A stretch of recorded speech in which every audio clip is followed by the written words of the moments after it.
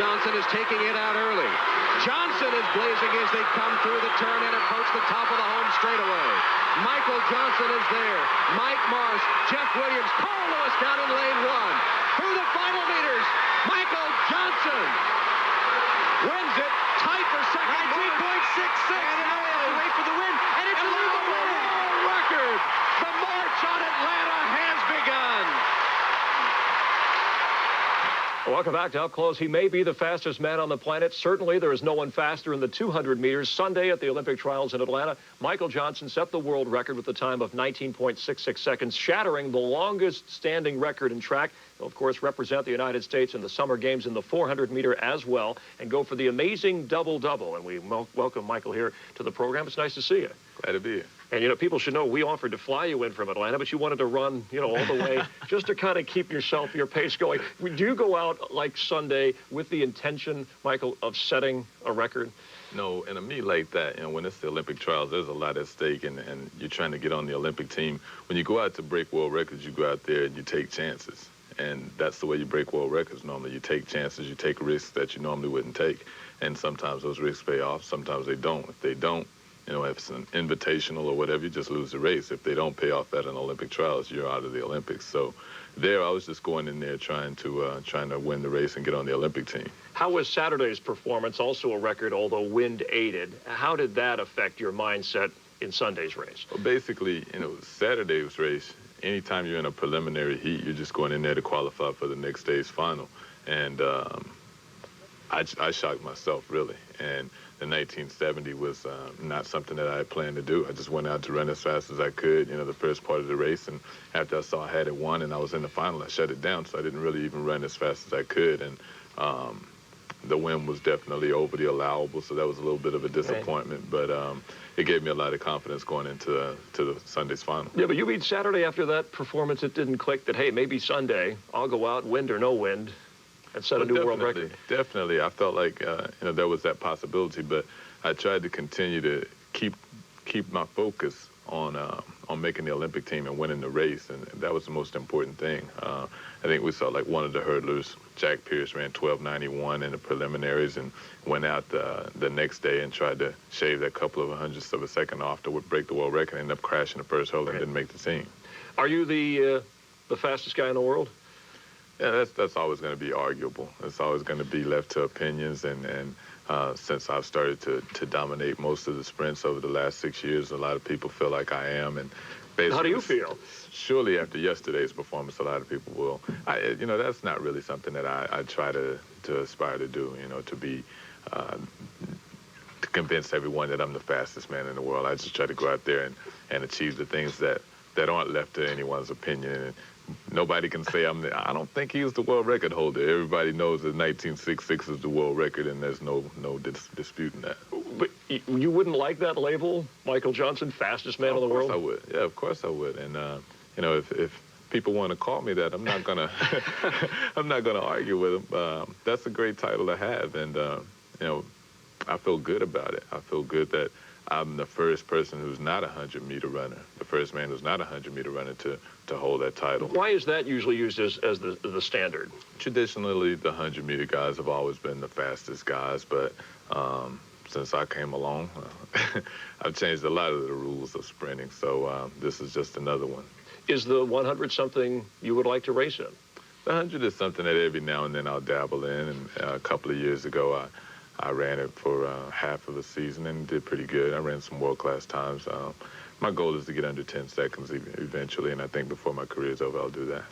When you run a race like you did on Sunday, how much decision-making goes on in that 20 seconds or less? A lot of decision-making. In a 200-meter, a little bit less than in a 400-meter, but there's still a lot of decision-making going on. What's an example of it? You know, making the transition from the curve onto the straightaway is one of the most important parts of that race, and you've got guys on the inside of you, guys on the outside of you, and you've got to be aware of what they're doing, and sometimes what they're doing will dictate what you're going to do at some point. So, you know, when you're coming off the curve, and if you've got a guy out there in front of you, you've got to decide, well, am I going to go with him, or am I going to relax and try to get him in the last 20 meters, the last 60 meters? There's a lot of things like that. You got to be aware of where you are position-wise on the track and your lanes and all of those kind of things. And even, I mean, we're talking obviously split-second decisions. So you are thinking about that, and your body is kind of, because of the training, knows where it's going, what it's doing. Right. And then, there's sometimes you'll make mistakes early in the race. If you make a mistake, you've got to be aware of the fact that you made that mistake and how to correct it.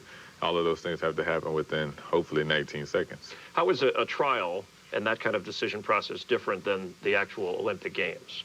Well, it's not really different. I mean, a race is a race regardless of whether it's an Olympic final or an Olympic preliminary race or just an invitational race. It's all races, and you're out there to win them, and they all basically go the same. It's just that some are more important than others, and when some are more important than others, some you take chances and some you don't take chances. What made you realize that you could compete and be as successful in both the 200-meter and the 400-meter at this level? When I was in college, I went to Baylor University out of high school on a scholarship to be a 200-meter runner, and that's what I was in high school. And basically it was throughout college, but I had some pretty good relay splits on the 4x400-meter relay, and I knew that I had the potential to be a good 400-meter runner.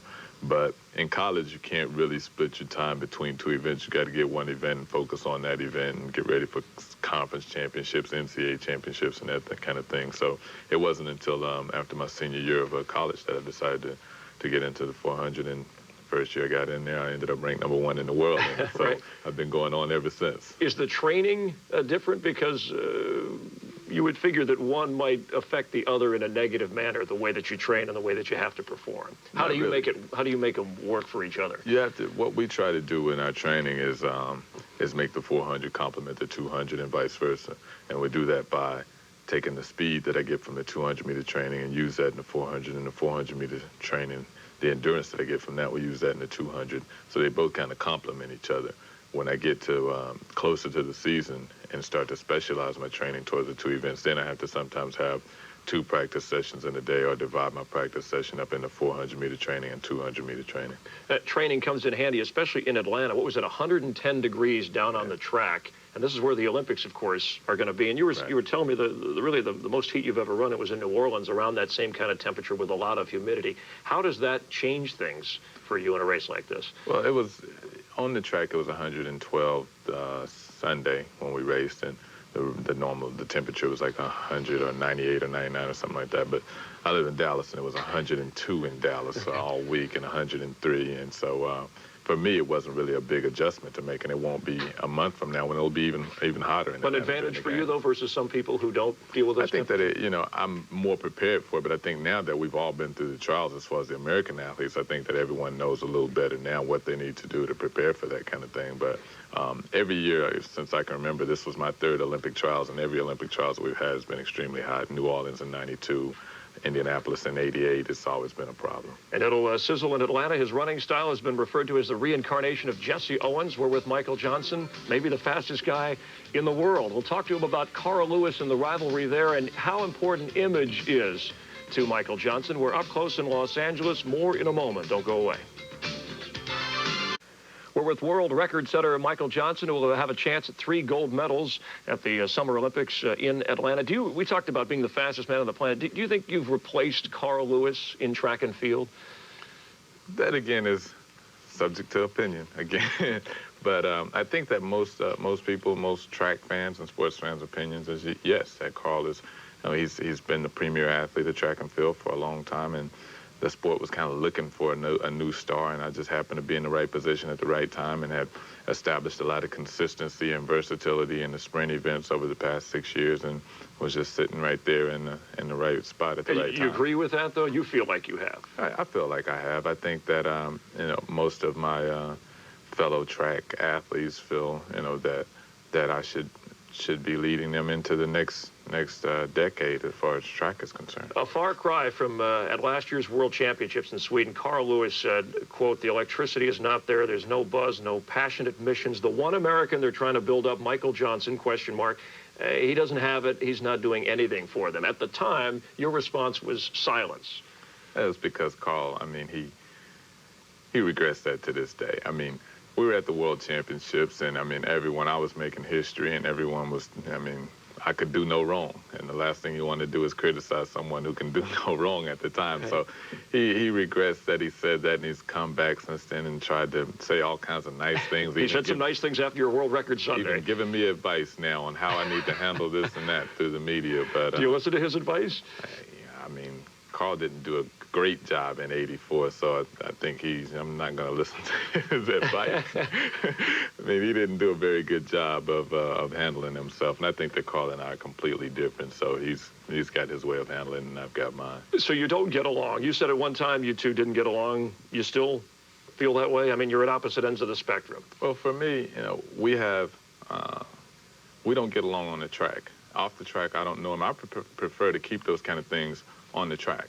And I think that that's healthy for the sport, a rivalry like that. I think that, anytime people know that Carl and I are going to run against one another, or I'm in a race with Carl, and he's in a race with me, that there's going to be a fast time. And they look forward to that. I mean, people don't really want to see two guys out there that's just loving one another, running against each other and shaking hands and hugging before the race. They want to see two guys that they feel like, hey, these guys don't like each other.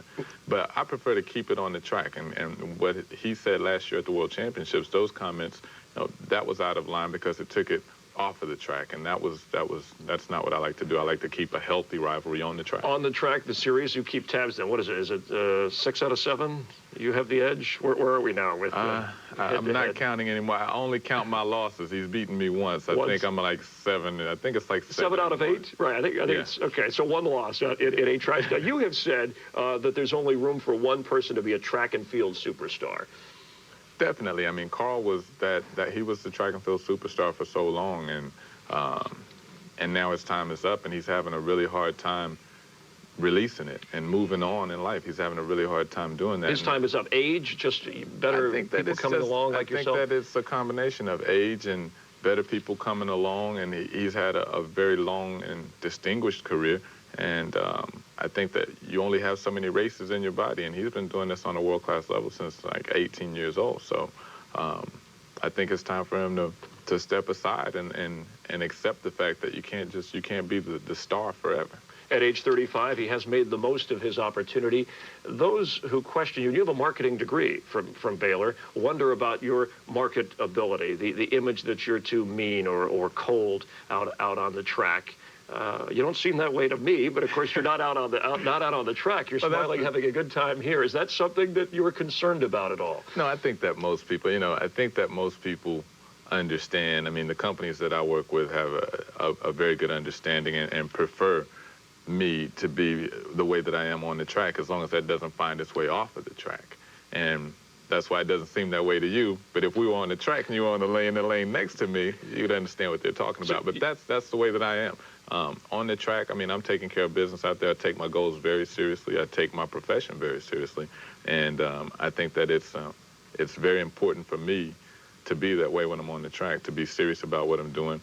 But you always notice when I cross the finish line, as long as I'm first. Yes, well, and Sunday you were quick to go point to that sign. Now, was that somebody's idea, or did you just say, I'm going to get over there and show them how well I did? That was my idea. Oh, it was? Make a nice picture. Oh, very good. All right. Well, you also GQ. There recently was an article about you, which showed kind of a different side of Michael Johnson. And nice shoes, by the way. We really did enjoy those. What happens, by the way, your shoes? How long do you keep a pair of running shoes? If it's a pair that I compete in, they special make those. It's a really lightweight shoe, so it doesn't hold up very much after a few races. So I'll normally wear it sometimes 1-2 races at the most, and then go to a new pair. All right. What happened to the shoes that you set the world record in?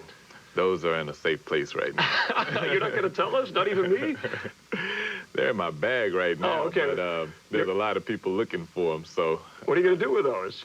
Decide who I'm going to give them to. And there's a lot of people looking for them, so I may not give them to anyone. I may give them to a couple of charity events that I work with. All right, well, hang on to those. We'll be back with Michael Johnson in a moment. We're up close in Los Angeles. Don't go away. I want to see those shoes. I'm sure they don't smell very good, but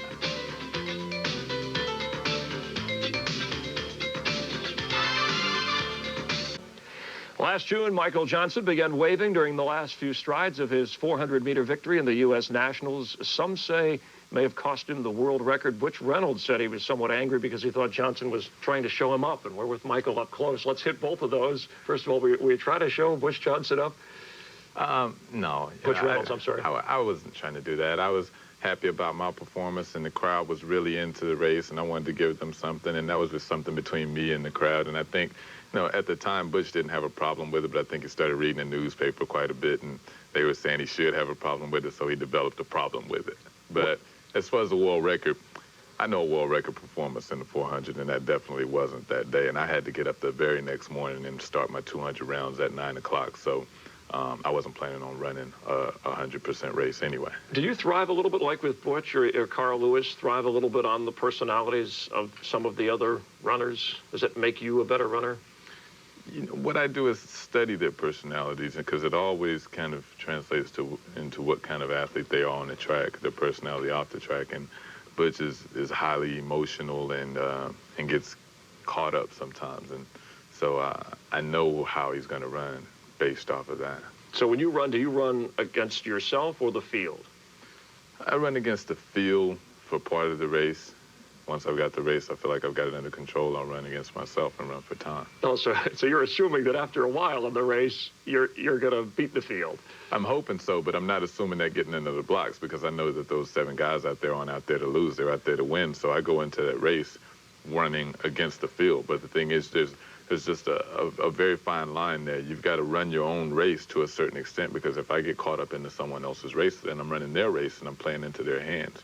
But you have to be aware of what your competitors are doing out there, because sometimes it'll dictate what your strategy is. Your string of 53 straight wins in the 400 meter. Do you fear losing one time, one day? No. I had a string of 38 races, I believe, in the 200 from 90 to 92, and I had that one broken. So I've gone through that disappointment and heartbreak and all of that of having won, so many races and then finally losing one. So I know I'm going to lose a race one day. It's bound to happen. I mean, you can't just go out there and win every day. It's just the odds of that happening just aren't very good. So I know it's going to happen one day. Well, let's hope they don't happen this summer in Atlanta. We're rooting for you, the U.S. team. As long as it doesn't happen. I got a couple I picked out that I don't want it to happen. The other ones will be okay. Give us a quick assessment in our last 30 or 40 seconds, since the trials are over with, of our team and the U.S.'s chances in track and field. I think we've got a really good team. We always have a strong team, but I think that this year, the sprints, the 100 meters particularly, is an event that we haven't done very well at. We haven't won in the Olympics in that event since '88, and I think that with Dennis Mitchell heading up our group of 100-meter guys, we've got a great chance. I have to feel like I'm going to do pretty well in the 200 and 400, so I think we've got the sprints sewed up. Hurdles look good. All of the sprints and hurdles, men and women, both look good. Distance events, we've got some veterans in there. Mary Slaney's back. We've got some veterans with Johnny Gray in the 800, some guys that have some real experience, and so they take that to the games, and they're going to be running against a lot of young Kenyans who may not. Experience counts for a lot in track and field, so I think that we're going to do pretty well. Yeah, how about a quick prediction? Gail Devers or Gwen Torrance? What'd you go with there? I'm going to go with Torrance. She didn't make the 200 team, but even before then, I think that, I would have to go with Torrance, but now that she didn't make the 200-meter team and she's going to focus all of her energy on the 100, I think that she's going to be tough to beat, and she's a tough competitor. I mean, she smiles off the track, but on the track, she's tough. I wouldn't want to race against her. A little bit like you. Hey, thanks for coming by. We're going to see you in Atlanta. We'll be there for a couple of weeks during the Olympics. Hope to have you on again. Okay. Appreciate it. Thanks. Michael Johnson, and congratulations on the record. We appreciate him being with us here on Up Close. Mike Piazza of the Dodgers joins us on Wednesday. We'll see you then.